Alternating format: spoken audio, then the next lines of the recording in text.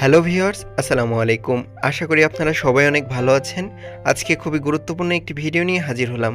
আপনারা কি শিম চাষ করছেন কিংবা শিম চাষে প্রচুর ফলন পেতে চান? তাহলে আজকের ভিডিওতে দেখানো এই গুরুত্বপূর্ণ দ্রবণ তৈরি করে নিয়মিত গাছ দিন, যাতে করে ছোট অবস্থা থেকেই গাছগুলো খুব দ্রুত বাড়বে এবং প্রচুর পরিমাণে শিম ধরবে। এছাড়াও আপনারা অনেকে বলেন শিম গাছের পাতায় ঠিক এরকম নষ্ট হয়ে যাচ্ছে কিংবা পাতার উপর অ্যানথ্রাকনোসের উপদ্রব হচ্ছে, যাতে করে পাতাগুলো মারা যাচ্ছে কিংবা অনেক সময় হলুদ হয়ে যাচ্ছে, ফলন হচ্ছে না। তাহলে অবশ্যই ভিডিওতে দেখানো এই গুরুত্বপূর্ণ দ্রবণটি তৈরি করুন, যা মাত্র 2 মিনিট লাগবে। আর এই 2 মিনিটে এই দ্রবণটি তৈরি করে গাছে দিলে গাছে কিন্তু এই সমস্যা দূর হবে। এছাড়াও আজকে খুবই গুরুত্বপূর্ণ একটি টেকনিক দেখাবো, যে টেকনিকটি কাজে লাগালে প্রচুর পরিমাণে শিম হয়, তার বাস্তব দেখাবো। চলুন দেখে নিই বিস্তারিত। শুরুতে যা নিতে হবে এই উপাদানটি। হ্যাঁ, দেখতে পাচ্ছেন এটি হলো চা পাতা। আপনারা চা খাওয়ার পর চা পাতা ফেলে দেন, এটি না ফেলে ঠিক এভাবে সংরক্ষণ করুন। শুরুতেই একটি পাত্র নিয়ে নেবেন। এবার কিছু পরিমাণ চা পাতা, অর্থাৎ আপনারা প্রতিদিন চা খাওয়ার পর এই চা পাতাগুলো সংরক্ষণ করে রেখে দিন। এবার এগুলোকে সুন্দর করে ধুয়ে অবশ্যই রোদে দিতে হবে। এজন্য আপনারা চাইলে একসাথে রোদে দিতে পারেন কিংবা অল্প অল্প করেও রোদে দিতে পারেন। আর অবশ্যই এটাকে একবেলা রোদে রাখতে হবে, অর্থাৎ সারা দুপুর রোদে রাখবেন, যাতে করে দেখতে পাবেন শুকিয়ে গেছে এবং শুকিয়ে গেলে একটু কালার পরিবর্তন হবে। এটা কিন্তু আজকে দ্রবণ তৈরির জন্য লাগবে। এজন্য শুরুতে একটি পাত্র নিয়ে নেবেন। আমরা এখানে ছোট্ট গ্লাস ব্যবহার করেছি। এবার এতে 200 মিলি পরিমাণ পরিষ্কার পানি নিয়ে নিতে হবে। নেওয়া হয়ে গেলে এর মধ্যে দিতে হবে চা পাতা। আপনারা 2 চামচ পরিমাণ চা পাতা এর মধ্যে দিয়ে দেবেন। যাতে প্রচুর পরিমাণে পুষ্টি উপাদান রয়েছে, অর্থাৎ নাইট্রোজেন, ফসফরাস, পটাশিয়াম রয়েছে, যা গাছের বৃদ্ধিতে এবং ফুল ফল আনতে সাহায্য করে। এখানে আমরা 200 মিলির জন্য 2 চামচ পরিমাণ চা পাতা ব্যবহার করেছি। আপনারা এই হারে ব্যবহার করতে পারেন। এবার নিয়ে সুন্দর করে কিছুক্ষণ নাড়াচাড়া করে রাখবেন। এবার এটাকে অবশ্যই 1 দিনের জন্য একটি জায়গায় ভিজিয়ে রেখে দিন। এবার আরেকটি দ্রবণ তৈরির জন্য শুরুতেই নিতে হবে একটি পাত্র। আমরা একটি উষার পাত্র ব্যবহার করেছি। এবার নিতে হবে এই উপাদান। এটি হলো পেঁয়াজের খোসা। আপনাদের সবার বাড়িতে নিশ্চয়ই এই পেঁয়াজের খোসা থাকবে। আপনারা অনেক সময় এই পেঁয়াজের খোসা ফেলে দেন, অর্থাৎ আপনারা পেঁয়াজ কাটার পরে কিংবা পেঁয়াজ ব্যবহার করার পরে এই পেঁয়াজের খোসা ফেলে দেন। আজ থেকে ফেলে দেবেন না, এটি খুবই গুরুত্বপূর্ণ সার। শুরুতেই পানি নিয়ে নিতে হবে। আপনারা 250 মিলি পরিমাণ পানি এই পাত্রে নিয়ে নেবেন। আপনারা চাইলে 1 লিটারও ব্যবহার করতে পারেন, সমস্যা নেই। এবার এই পাত্রে কিছু পরিমাণ পেঁয়াজের খোসা দিয়ে দিচ্ছি। আপনারা যতটুকু পারেন ব্যবহার করতে পারবেন, সমস্যা নেই। এটি একদমই জৈব, গাছের কোনো ক্ষতি হবে না সার তৈরির ক্ষেত্রে। তো দেখতে পাচ্ছেন এভাবে সুন্দর করে পানিতে ভিজিয়ে দিতে হবে এগুলোকে, যাতে করে দ্রবণটা খুব সহজেই তৈরি করা যায়। এভাবে ভিজিয়ে অবশ্যই আপনাকে 5 ঘন্টা রেখে দিতে হবে। 5 ঘন্টা পর দেখতে পাবেন এই পেঁয়াজের খোসা থেকে যে উপাদান রয়েছে, অর্থাৎ খুবই গুরুত্বপূর্ণ যে সারের উপাদান রয়েছে, এটি কিন্তু দ্রবণের মধ্যে চলে আসবে, দেখতে পাচ্ছেন। তো এবার খুব সুন্দর করে কিছুক্ষণ নাড়াচাড়া করে এবার একটি পাত্র নিয়ে নেবেন, অর্থাৎ পরিষ্কার পাত্রে সুন্দর করে এই দ্রবণটিকে ছেঁকে নিতে হবে। আপনারা এভাবে একটি ছাঁকনি ব্যবহার করে ছেঁকে নেবেন। যেহেতু এটি স্প্রের মাধ্যমে প্রয়োগ করতে হবে, সেক্ষেত্রে ছেঁকে নেওয়াই ভালো। তো এভাবে ছেঁকে নিচ্ছি।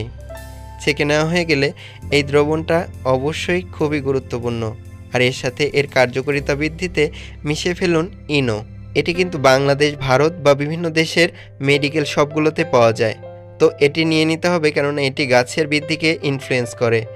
এটি কতটুকু দেবেন? এটি আপনারা 1 চামচ পরিমাণ দিয়ে দেবেন এই দ্রবণের ক্ষেত্রে, অর্থাৎ 250 মিলি দ্রবণের জন্য 1 চামচই যথেষ্ট। অনেকে বলেন এর কার্যকারিতা আছে কি? হ্যাঁ ভিউয়ার্স, এটি আমি ব্যবহার করে দেখেছি, বেশ ভালো কার্যকরী গাছের ক্ষেত্রে। আর এটি গাছে শাখা প্রশাখা বৃদ্ধিতে বেশ ভালো কাজ করে এবং এই দ্রবণের ইনফ্লুয়েন্স, অর্থাৎ এই দ্রবণের কার্যকারিতা বাড়িয়ে দেয়। এর মধ্যে মিশিয়ে ফেলতে হবে 1 দিনের ভিজিয়ে রাখা চা পাতার দ্রবণ। দেখতে পাচ্ছেন ওই যে চা পাতা ভিজিয়ে রেখেছিলাম, সেটি অবশ্যই এর মধ্যে মিশিয়ে দিতে হবে। দেখবেন 1 দিনের মধ্যেই কিন্তু এই চা পাতা ভেজানো পানির কালারটা অনেকটা চেঞ্জ হয়ে যাবে। এবার এটাকে সুন্দর করে ছেঁকে দিতে হবে একটি ছাঁকনি ব্যবহার করে। আপনারা চেষ্টা করুন ছেঁকে ব্যবহার করার জন্য, এতে করে দ্রবণটা বেশি দিন সংরক্ষণ করতে পারবেন। এটাকে সুন্দর করে এভাবে ছেঁকে নিচ্ছি, আপনারাও এভাবে ছেঁকে নেবেন। এবার এই দ্রবণটা তৈরি হয়ে গেল। তো এই দ্রবণটা নিয়মিত 7 দিন পর পর গাছে স্প্রে করবেন, গাছের গোড়ায় দিতে পারেন। এতে করে গাছে কিন্তু সতেজ হয়ে যাবে এবং প্রচুর পরিমাণে শিম আসবে। এছাড়াও আপনারা বলেন শিমের কোন জাতটা ভালো, আপনারা হাইব্রিড যে কোনো শিম চাষ করতে পারেন। এর পাশাপাশি আপনারা শিমের বীজ থেকে চারা তৈরির জন্য এই পদ্ধতি অনুসরণ করুন। ভালো জাতের শিমের বীজ সংগ্রহ করে এই চা পাতা ভেজানো পানির মধ্যে দিয়ে দিতে হবে। এটাকে একদিন ভিজিয়ে রাখতে হবে, অর্থাৎ পানির মধ্যে ডুবিয়ে রাখুন 24 ঘন্টা। 24 ঘন্টা পর এটাকে সুন্দর করে ছেঁকে নিতে হবে। এবার এভাবে পানি সরিয়ে দেওয়া হয়ে গেলে বীজগুলো দেখবেন তলায় পড়ে থাকবে, তাহলে বীজটি খুবই ভালো। তো এভাবে বীজ নেওয়া হয়ে গেলে এটাকে বুনে দিতে হবে। এজন্য অবশ্যই মাটি একটু আলগা করে ঢিপি তৈরি করে ঠিক এই অংশটা দেখতে পাচ্ছেন, এই অংশটা মাটির ভিতরের দিকে দেবেন, অর্থাৎ সাদা অংশটা মাটির ভিতরের দিকে এরকম করে পুঁতে দিতে হবে। এতে করে বীজটা দ্রুত অঙ্কুরিত হবে, অর্থাৎ দ্রুত রেডিকেল বের হবে, ফলে দ্রুত শিকড় তৈরি হবে। আর এতে করে কিন্তু গাছটা বৃদ্ধি ভালো হওয়ার পাশাপাশি গাছের দ্রুত ফলন হবে। তো এটি দেওয়া হয়ে গেলে এরকম বীজ বুনে দেওয়ার পরে এই পানিটা অবশ্যই এর উপর দিয়ে দেবেন। এটি খুবই কার্যকরী। এবার 1 থেকে 1.5 সপ্তাহ অপেক্ষা করুন। 1.5 সপ্তাহের মধ্যে দেখতে পাবেন গাছগুলো খুব সুন্দর বৃদ্ধি পাচ্ছে এবং সেই গাছগুলো 35 দিনের মধ্যেই কিন্তু জানলায় উঠে যাবে। আপনারা অবশ্যই ঠিক এরকম মাচা বা জানলা তৈরি করে দিন, যাতে গাছটা বেশ ভালো সাপোর্ট পায়। তো এবার যা করতে হবে, খুবই গুরুত্বপূর্ণ কিছু কাজ করুন যাতে ফলন বেশি হয়। শিমের গাছ যখন জানলায় উঠে যায় তখন এর প্রধান শাখাটি কেটে দিতে হবে, দেখতে পাচ্ছেন, ঠিক এভাবে কেটে দেবেন। আর এটি যদি কেটে দেন এটাকে বলা হচ্ছে কাটিং। আর এতে করে সাইড দিয়ে যে শাখা রয়েছে সেগুলোর বৃদ্ধি কিন্তু দ্রুত হবে। আপনারা অনেকেই জানেন লাউ গাছের ক্ষেত্রে কাটিং করা হয়, এক্ষেত্রে আপনারা এই ক্ষেত্রে অর্থাৎ শিম গাছের ক্ষেত্রেও কাটিং করতে পারেন। এতে করে দেখবেন পাশের যে সাইড শাখা রয়েছে সেগুলো বৃদ্ধি পাবে। এই যে আমরা এটা কেটে দিয়েছিলাম, পরবর্তীতে দেখতে পাচ্ছেন সাইড দিয়ে যে শাখা রয়েছে এগুলো কিন্তু বৃদ্ধি পাওয়া শুরু হয়েছে। আর মনে রাখবেন এই শাখাগুলোতেই কিন্তু প্রচুর পরিমাণে ফুল আসে। আর অনেকে বলেন আর কি কি দেওয়া যায় গাছে, এজন্য শুরুতে আপনারা কিছু পরিমাণ ডিমের খোসা নিয়ে নেবেন। এবার এটাকে সুন্দর করে ব্লেন্ডারের মধ্যে দিয়ে দিতে হবে। আপনারা পাটায়ও সুন্দর করে পিষে ফেলতে পারেন। এবার ব্লেন্ডারের মধ্যে দিয়ে এটাকে ব্লেন্ড করে নিতে হবে। খুব সুন্দর করে কিছুক্ষণ ধরে ব্লেন্ড করে ফেলুন।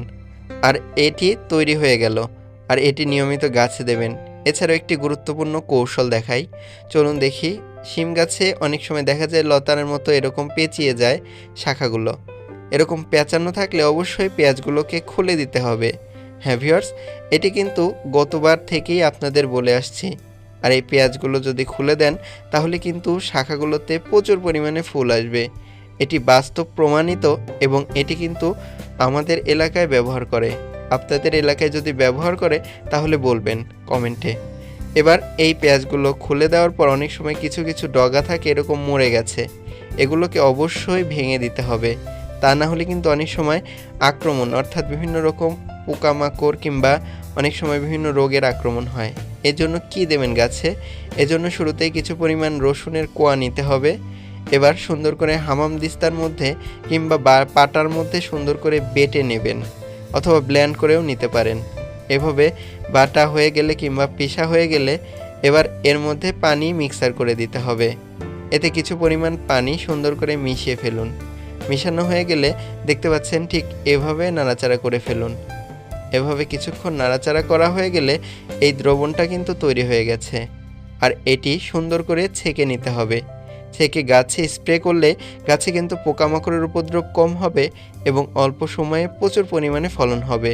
আর অনেকে জানেন পোকামাকড়ের উপদ্রব কম হলেই কিন্তু সেই গাছে প্রচুর পরিমাণে শিম আছে।